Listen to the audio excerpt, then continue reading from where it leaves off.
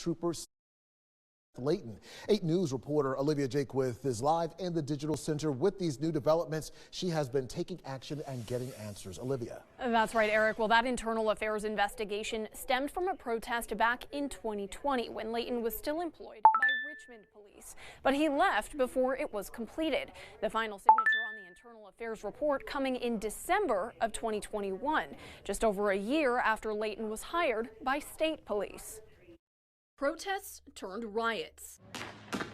An internal affairs report from Richmond Police revealing new insight on one of the troopers who would go on to be involved in the fatal shooting of 18-year-old Xavier Hill. We're going to look and see if there's other use of forces or anything that's similar to any kind of patterns.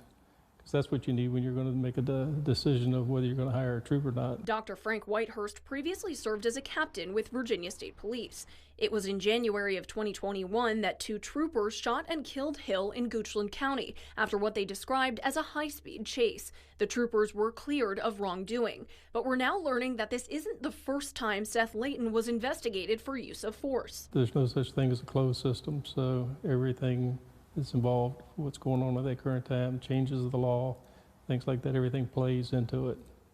But unfortunately, when it comes to hiring practices, it is scattered across the state of Virginia. Not every agency does the same thing. In May of 2020, less than 4 months earlier, Layton was an officer with Richmond Police. He and 3 others were named in an internal affairs investigation, citing excessive use of force. But Layton resigned and joined state police before the investigation could be completed. A state police spokesperson saying, in part, internal affairs units of employing agencies of current or former law enforcement officers are interviewed. Why would you hire somebody with an ongoing investigation going on?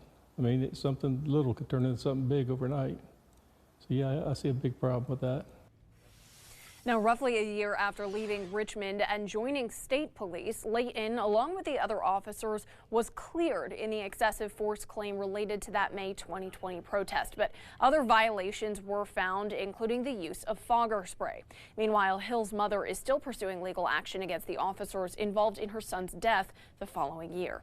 For now, live in the Digital Center, Olivia Jaquith, 8 News.